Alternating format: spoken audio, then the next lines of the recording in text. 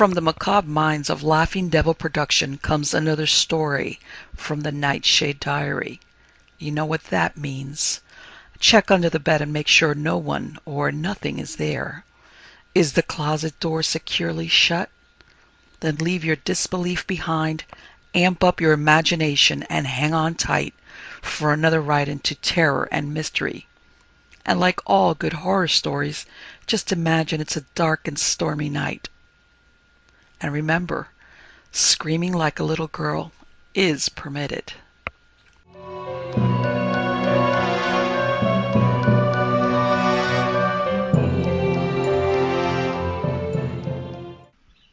The Destruction of Smith by Algernon Blackwood. 10 years ago in the western states of America, I once met Smith, but he was no ordinary member of the clan. He was Ezekiel B. Smith of Smithville.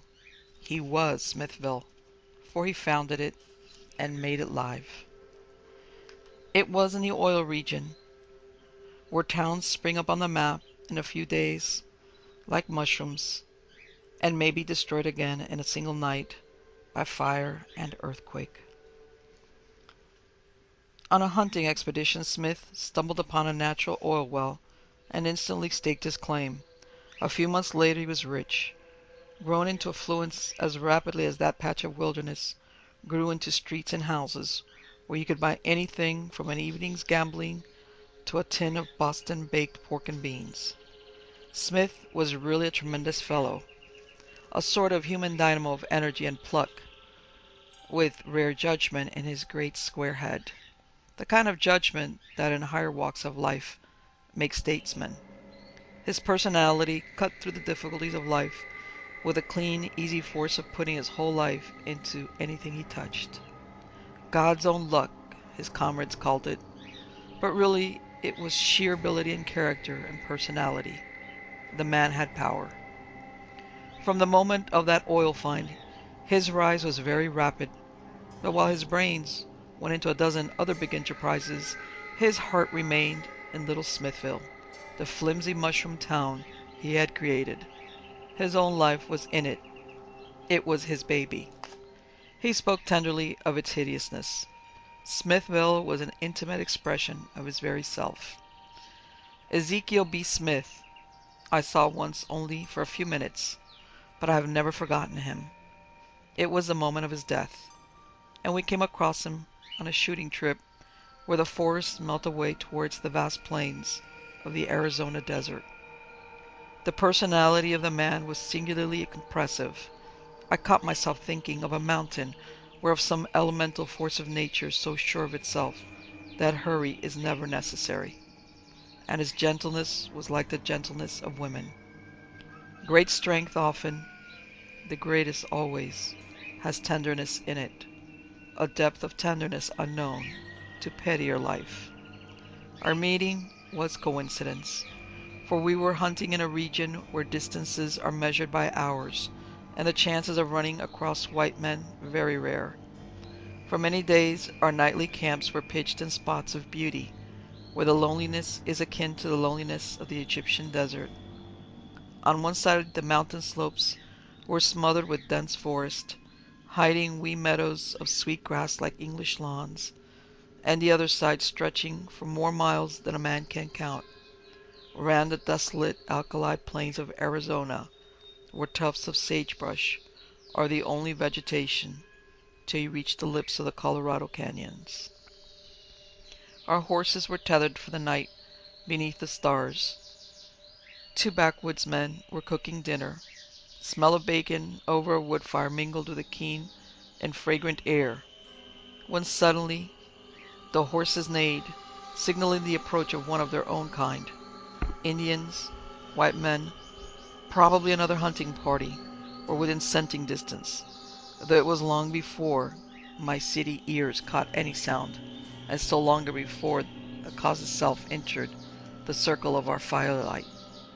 I saw a square-faced man, tanned like a redskin, in a hunting shirt and a big sombrero, climb down slowly from his horse and move towards us, keenly searching with his eyes, and at the same time Hank looked up from the frying pan where the bacon and venison sputtered in a pool of pork fat, exclaimed, "Why, it's Ezekiel B." The next words, addressed to Jake, who held the kettle, were below his breath. "And if he ain't all broke up, just look at the eyes on him." I saw what he meant. The face of a human being distraught by some extraordinary emotion, a soul in violent distress, yet betrayal well kept under. Once, as a newspaper man, I had seen a murderer walk to the electric chair. The expression was similar.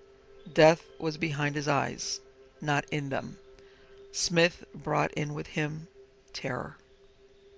In a dozen words, we learned he had been hunting for some weeks, but was now heading for Tranter, a stop-off station where he could flag the daily train 140 miles southwest. He was making for Smithville, the little town that was the apple of his eye. Something was wrong with Smithville. No one asked him what. It is a custom to wait till information is volunteered. But Hank, helping him presently to venison, which he hardly touched, said casually, "Good hunting, boss. Your way?" And the brief reply told much, and proved how eager he was to relieve his mind by speech. "I'm glad to locate your camp, boys," he said. "That's luck. There's something going wrong," and a catch came into his voice, "with Smithville." Behind his laconic statement emerged somehow the terror the man experienced. For Smith to confess cowardice and in the same breath admit mere luck was equivalent to the hysteria that makes city people laugh or cry. It was genuinely dramatic. I have seen nothing more impressive by way of human tragedy, though hard to explain why, than this square-jawed, dauntless man sitting there with the firelight on his rugged features and saying this simple thing. For how in the world could he know it? In the pause that followed, his Indians came gliding in, tethered their horses, and sat down without a word to eat what Hank distributed. But nothing was to be read on their impassive faces. Redskins, whatever they may feel, show little. Then Smith gave us another pregnant sentence. "They heard it too," he said in a lower voice, indicating the three men. "They saw it just as I did." He looked up into the starry sky a second. "It's hard upon our trail right now," he added, as though he expected something to drop upon us from the heavens. And from that moment, I swear, we all felt creepy. The darkness round our lonely camp hid terror in its folds. The wind that whispered through the dry sagebrush brought whispers and the shuffle of watching figures. And when the Indians went softly out to pitch the tents and get more wood for the fire, I remember feeling glad the duty was not mine. Yet this feeling of uneasiness is something one rarely experiences in the open. It belongs to houses, overwrought imaginations, and the presence of evil men. Nature gives peace and security. That we all felt it proves how real it was. And Smith, who felt it most, of course, had brought it. "There's something gone wrong with Smithville," was an ominous statement of disaster. He said it just as a man in civilized lands might say, "My wife is dying. A telegram's just come. I must take the train." But how he felt so sure of it, 1,000 miles away, in this uninhabited corner of the wilderness, made us feel curiously uneasy. For it was an incredible thing, yet true. We all felt that. Smith did not imagine things. A sense of gloomy apprehension settled over our lonely camp, as though things were about to happen. Already they stalked across the great black night, watching us with many eyes. The wind had risen, and there were sounds among the trees. I, for one, felt no desire to go to bed. The way Smith sat there, watching the sky and peering into the sheet of darkness that veiled the desert, set my nerves all jangling. He expected something, but what? It was following him across this trackless wilderness, apparently above him against the brilliant stars. Something was hard upon his trail. Then, in the middle of painful silences, Smith suddenly turned loquacious, further sign with him of deep mental disturbance. He asked questions like a schoolboy, asked them of me too, as being an educated man. But there were such queer things to talk about in an Arizona campfire that Hank clearly wondered for his sanity. He knew about the wilderness madness that attacks some folks. He let his green cigar go out and flashed me signals to be cautious. He listened intently, with the eyes of a puzzled child, half cynical, half touched with superstitious dread. For briefly Smith asked me what I knew about stories of dying men appearing at a distance to those who loved them much. He had read about such tales, heard tell of 'em, but are they dead true, or are they just little fairy tales? I satisfied him as best I could with one or two authentic stories. Whether he believed or not, I cannot say, but his swift mind jumped in a flash to the point. Then if that kind of stuff is true, he asked simply, looks as though a feller had a duplicate of himself, spirit maybe, that gets loose and active at the time of death and heads straight for the part it loves best. Ain't that so, boss? I admitted the theory was correct, and then he startled us with a final question that made Hank drop an oath below his breath. Sure evidence of uneasy excitement in the old backwoodsman. Smith whispered it, looking over his shoulder into the night. Ain't it just possible, then, he asked, seeing that men and nature is all made of a piece like, that places too have this duplicate appearance of themselves that gets loose when they go under? It was difficult, under the circumstances, to explain that such a theory had been held to account for visions of scenery people sometimes have, and that a city may have a definite personality made up of all its inhabitants, moods, thoughts, feelings, and passions of the multitude, who go to compose its life and atmosphere, and that hence is due the odd changes in a man's individuality when he goes from one city to another. Nor was there any time to do so, for hardly had he asked this singular question when the horse whinnied. The Indians leaped to their feet as if ready for an attack, and Smith himself turned the color of the ashes that lay in a circle of whitish gray about the burning wood. There was an expression in his face of death, or as the Irish peasants say, destroyed. That's Smithville, he cried, springing to his feet, then tottering so that I thought he must fall into the flame. That's my baby town, got loose and hunting for me, who made it and love it better than anything on God's green earth. And then he added with a kind of gulp in his throat, as of a man who wanted to cry but couldn't. And it's going to bits. It's dying. And I'm not there to save it. He staggered and I caught his arm. The sound of his frightened, anguished voice and the shuffling of our many feet among the stones died away into the night. We all stood staring. The darkness came up closer. The horses ceased their whinnying. For a moment nothing happened. Then Smith turned slowly round and raised his head towards the stars as though he saw something. Hear that? He whispered. It's coming up close. That's what I've been hearing now, on and off. 2 days and nights. Listen! His whispering voice broke horribly. The man was suffering atrociously. For a moment he became vastly, horribly animated, then stood still as death. But in the hollow silence, broken only by the sighing of the wind among the spruces, we at first heard nothing. Then, most curiously, something like rapid driven mist came trooping down the sky and veiled a group of stars. With it, as from an enormous distance, but growing swiftly nearer, came noises that were beyond all question the noises of a city rushing through the heavens.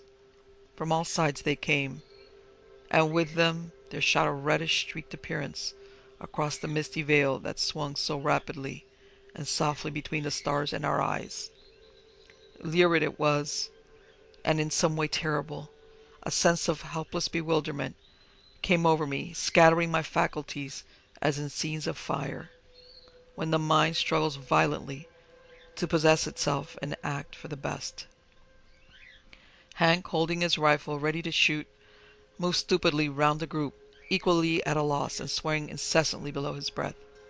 For this overwhelming certainty that something living had come upon us from the sky possessed us all, and I personally felt as if a gigantic being swept against me through the night, destructive and enveloping, and yet that it was not one, but many.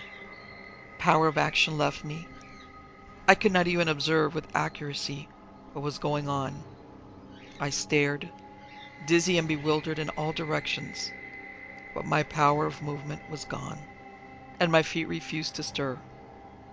Only I remember that the redskins stood like figures of stone, unmoved. And the sounds about us grew into a roar. This distant murmur came past us like a sea. There was a babble of shouting. Here in the deep old wilderness that knew no living human beings for hundreds of leagues, there was a tempest of voices calling, crying, shrieking, men's horses clamoring, and the high screaming of women and children. Behind it ran a booming sound like thunder, yet all of it, while apparently so close above our heads, seemed in some inexplicable way far off in the distance, muted, faint, thinning out among the quiet stars. More like a memory of turmoil and tumult it seemed in the actual uproar heard at first hand. And through it ran the crash of big things, tumbling, breaking, falling in destruction with an awful detonating thunder of collapse. I thought the hills were toppling down upon us. A shrieking city, it seemed, fled past us through the sky. How long it lasted it is impossible to say, for my power of measuring time had utterly vanished. A dreadful wild anguish summed up all the feelings I can remember. It seemed I watched, or read, or dreamed some desolating scene of disaster in which human life went overboard wholesale, as though one threw a hatful of insects into a blazing fire. This idea of burning, of thick suffocating smoke and savage flame, colored the entire experience, and the next thing I knew was that it had passed away as completely as though it had never been at all. The stars shone down from an air of limpid clearness, and there was a smell of burning leather in my nostrils. I just stepped back in time to save my feet. I had moved in my excitement against the circle of hot ashes. Hank pushed me back roughly with the barrel of his rifle. But strangest of all, I understood, as by some flash of divine intuition, the reason of this abrupt cessation of the horrible tumult. The personality of the town, set free and loosened in the moment of death, had returned to him who gave it birth, who loved it, and of whose life it was actually an expression. The being of Smithville was literally a projection, an emanation of the dynamic, vital personality of its puissant creator. And in death, it had returned on him with a shock of an accumulated power impossible for a human being to resist. For years he had provided it with life, but gradually it now rushed back to its source, thus concentrated in a single terrific moment. "That's him," I heard a voice saying from a great distance, as it seemed. "He's fired his last shot," and saw Hank turning the body over with his rifle butt. And though the face itself was calm, beneath the stars, there was an attitude of limbs and body that suggested the bursting of an enormous shell that had twisted every fiber by its awful force, yet somehow left the body as a whole intact. We carried it to Tranter, and at the first real station along the line, we got the news by telegraph. Smithville wiped out by fire, burned 2 days and nights, loss of life 3,000. And all the way in my dreams, I seem still to hear that curious, dreadful cry of Smithville, the shrieking city rushing headlong through the sky.